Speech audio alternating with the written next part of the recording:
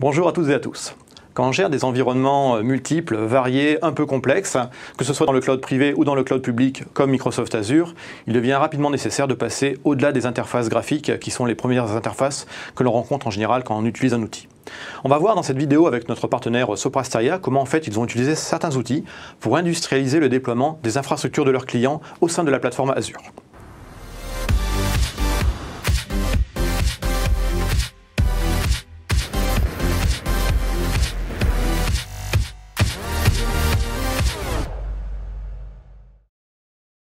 Bonjour Jean-Paul. Bonjour Stanislas. Alors, tu es ingénieur système chez Sopra Steria. Sopra Steria qui est une grosse société désormais et qui est également un très bon client de nos infrastructures Azure. Est-ce que tu peux nous parler un petit peu de ta société et puis un petit peu de l'engagement que vous avez en fait auprès de la plateforme Microsoft Azure? Tout à fait. Sopra Steria est un leader européen de la transformation numérique, présent dans le top 5 des acteurs européens. Nous avons fait un chiffre d'affaires pour 2015 de 3,6 milliards d'euros avec 38 000 collaborateurs dans une vingtaine de pays. Je travaille pour la filiale Infrastructure et Security Services dans le centre de services partagés de Sophia Antipolis. Dans ce centre, nous proposons entre autres de la maintenance en conditions opérationnelles, de l'architecture et de l'expertise. Depuis le centre de Sophia, nous gérons une dizaine de clients dans Azure, plus de 6000 serveurs physiques ou virtuels, ainsi que plus de 600 applications. Dans un premier temps, comment vous avez procédé pour déployer les infrastructures de ces premiers clients au sein de la plateforme Azure? Dans le modèle que nous proposons, nous créons des servitudes que nous connectons à l'infrastructure du client pour pouvoir administrer son SI. Le premier client que nous avons eu dans Azure, nous avons donc créé ces servitudes de façon manuelle via le portail avec les options qui étaient proposées dans ce portail. Alors, tu parles de servitude, histoire que tout le monde soit certain de savoir de quoi tu parles, parce que je pense que c'est un petit peu un jargon également interne à Sopra Steria.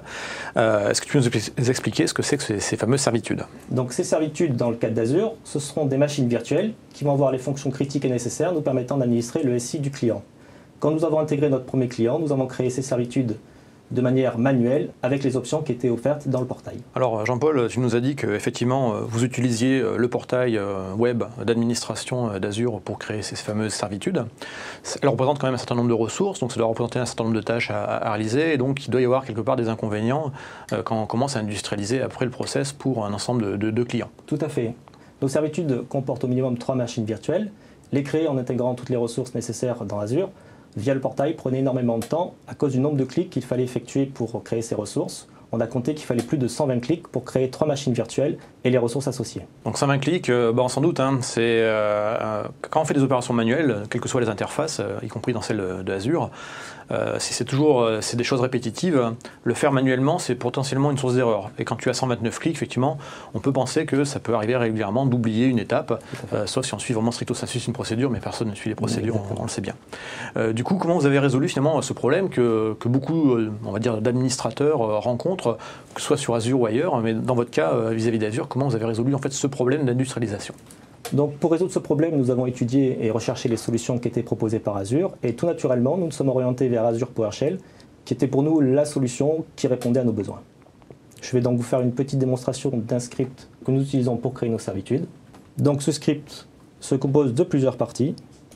Une première partie, la définition des paramètres, avec le nom de la servitude. Donc à partir de ce nom, nous allons créer le groupe de ressources et toutes les ressources qui vont en découler.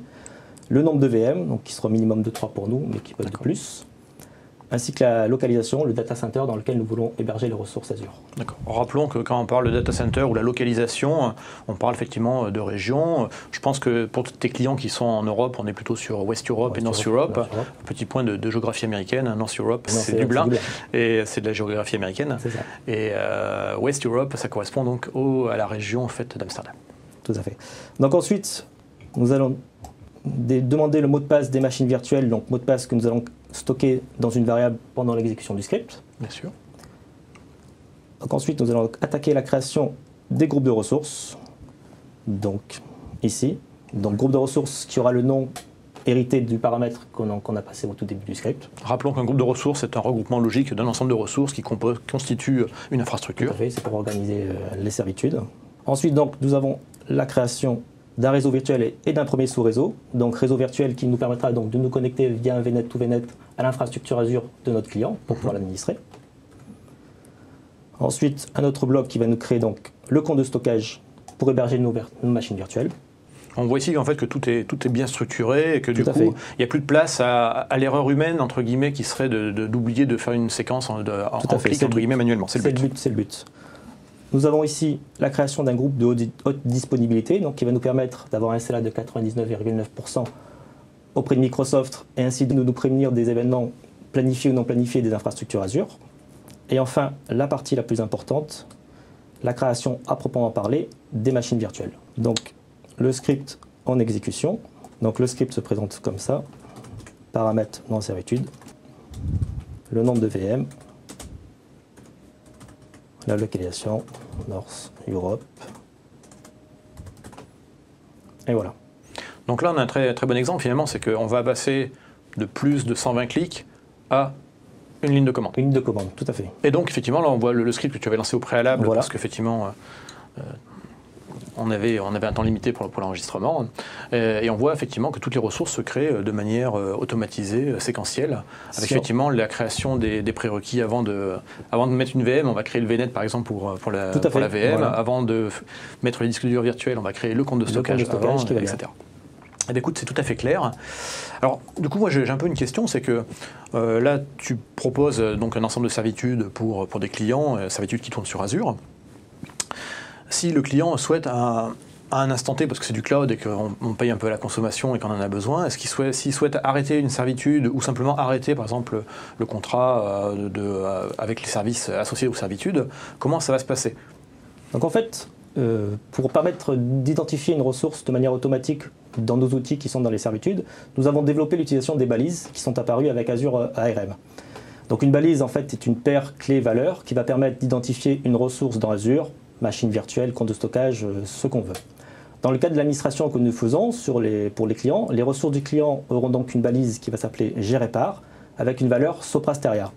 Si le client souhaite que nous ne prenions plus en compte cette ressource parce qu'il veut faire une manip pour un temps défini ou indéfini, il lui suffira donc simplement de modifier la valeur de cette balise en mettant une valeur qu'on aura définie avec lui au préalable. Ainsi, via les scripts que nous avons qui tournent de manière automatique et régulière via Automation ou d'autres outils de scheduling, nous allons détecter le changement de cette balise et ainsi retirer la ressource de nos outils pour ne plus la prendre en compte. Je vais vous montrer un petit exemple de l'utilisation des balises avec la désactivation d'une alerte dans Azure. D'accord. À l'écran, nous voyons que nous avons donc un client qui s'appelle Contoso MSE avec une machine virtuelle.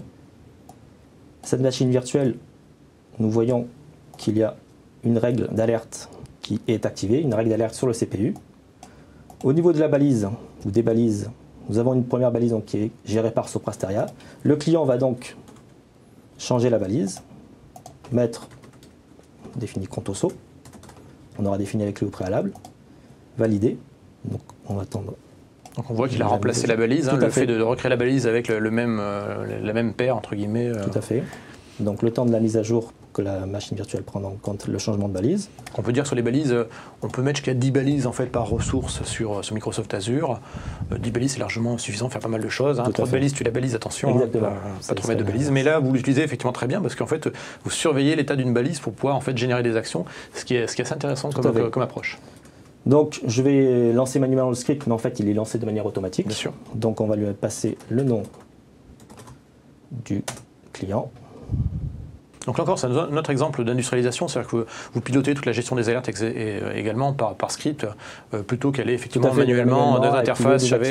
Manuellement, c'est jamais une très bonne idée de faire les opérations effectivement via un portail. Voilà. Exactement. Donc on voit qu'il a détecté un changement de balise, qu'il a donc désactivé la règle d'alerting et qu'il y avait une autre règle d'alerting mais qui n'y a pas touché. Si on retourne sur le portail, on voit bien que l'alerte est désactivée. Exactement, elle était en vert tout à l'heure quand elle était activée. Tout à fait. Tu nous as montré un usage des balises qui était effectivement pour pouvoir générer des actions suite à la présence ou la non-présence de balises. Les balises qui sont, je le répète encore, limitées à 10 par objet, elles ont également un autre usage. Elles permettent également de classifier entre de la prod ou de la pré-prod par exemple, mais elles peuvent également servir dans le cadre de tout ce qui est suivi de la consommation, facturation, voire refacturation. Tout à fait. Donc on peut voir dans le fichier de facturation que l'on va récupérer depuis le site dédié à la facturation que les balises apparaissent en fonction des ressources. On peut donc, en fonction de ça, savoir à l'instant T quelles ressources étaient dans le périmètre Soprasteria et ensuite refacturer les services associés, supervision, sauvegarde, etc. Parfait, c'est un bon usage de la ressource. Je rappelle au passage que sur la partie billing, vous pouvez utiliser les deux API de billing qui existent. L'une va chercher l'usage, l'autre va chercher les tarifs. La combinaison des deux permet de faire la facturation. Et si on combine avec un troisième élément qui est le tag associé à un client, eh bien, on obtient exactement ce que le client a consommé, combien ça a coûté. Il ne reste plus qu'après à faire son mécanisme de marge, etc.